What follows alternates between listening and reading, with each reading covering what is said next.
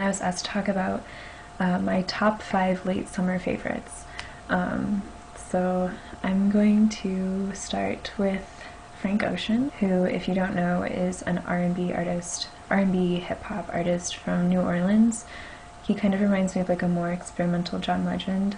You may feel free to disagree with me or not, that's just me personally. His debut album was Channel Orange and it dropped earlier this summer, and it's probably an album that I'll listen to for the rest of my life. He's so talented, he's so inspiring, and just is like, on top of his amazing music, is just like a good person with a good vibe. Even if you don't think R&B is like your scene, you should go give him a chance. Also, so this kind of leads into my number 2 late summer favorite, because I guess Frank Ocean was just like an all summer favorite. It's just will probably just continue to be a life favorite. But my definite recent favorite is The Weeknd. So not the American band Weeknd, but the Canadian R&B artist The Weeknd, and he doesn't have an E at the end. It's just KND. If you want to go Google, I had heard of him a lot actually, but had just never pursued his name in any sort of conversation until really recently. And he's young, he's 22, and hasn't released a full-length album, but he's released 3 substantial mixtapes that you can go download for free off of his website, so you should go do that right now. And I don't even know what to compare him to. I think he's kind of in the same vein as Frank Ocean, just very gifted with his vocal talent and using experimental techniques in his music, and just so good. I've had him on loop for like days and days and days at this point, and I actually bought tickets to go see him in September, and I'm super stoked. I think I'm probably gonna have like some spiritual experience at this concert, so I'm really excited. Number 3 is Ian Eastwood. He is a 19-year-old hip-hop dancer from Chicago. And I remember I found him because I was looking for choreography to Frank Ocean songs.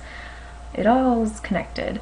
And I found one of Ian and a friend dancing to Frank Ocean's Love Crimes, and I was like, oh, this is just so good.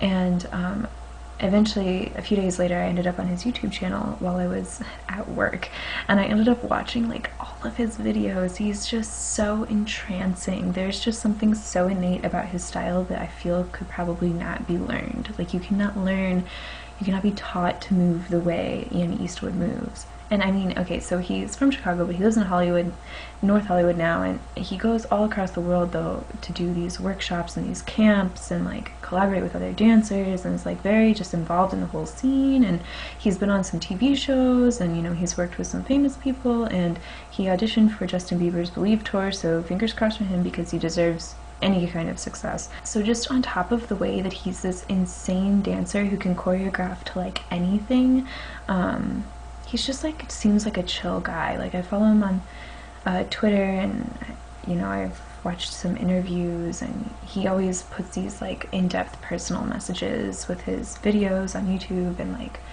I just appreciate him as a person. He seems like a really cool guy, and I like his style and the way he presents himself and the way okay, I have to stop because this is becoming an ode to Ian Eastwood, and that's not what this is supposed to be about, so I'm just gonna move on. Just go check out Ian Eastwood. Okay, number 4 is actually a long-time favorite that I happen to reread every summer, and so I'm in the middle of that now. It's a book called The Taqwa Course. It's by Michael Muhammad Knight. Sorry, there's just this thing in the way. Okay, The Taqwa Course. I don't know if this is backwards or not. It is something that I read several times a year. I picked it up in high school, and I feel like I just fall more in love with it every year. It's about a house of Muslim punks living in Buffalo, New York. Okay, I'm just going to read a small piece from the back. Their lives together, which mix sex, dope, and religion in roughly equal amounts, is centered around an Islamo-punk subculture called Taqwa, named for taqwa, an Arabic term meaning consciousness of the divine. Okay, so this might seem like, this small subset of a subculture that you would never connect to, but don't let it deter you, because I'm not Muslim, I don't live in New York, and you know, I might be a little bit into the punk scene, but I'm not a riot girl by any standards, and this book did not alienate me at all.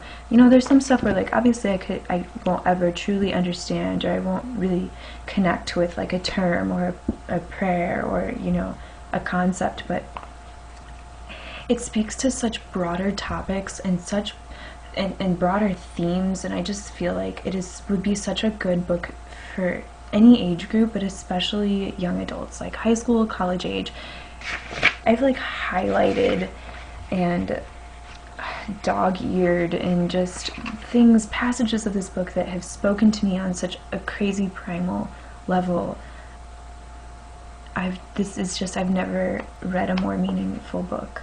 And just, if you have any questions about your place in life or your relationship to things or your faith or your sexuality, or it's just so good. It's just so good. Okay, alright, that's my plug for. I'm on page 113 right now, so I have like 3 days to finish this book before the school year starts, but okay, alright, moving on to my last late summer favorite. Okay, so I made like 20 different lists and tried to think of what I could possibly do for 5, and I was like, oh my god, I just have been working too much to have favorites anything.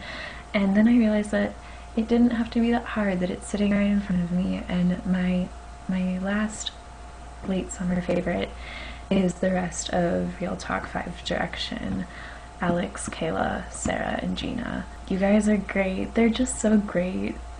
They've really welcomed me not just into One Direction fandom, but into their lives with like this crazy tolerance and acceptance, and just such a good vibe, and like I've connected with them super well, and they're just great people, and you should definitely go be their friends.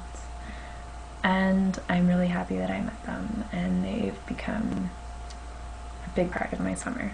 So that's that. Thanks for watching, and I can't wait to discuss further topics. Woo!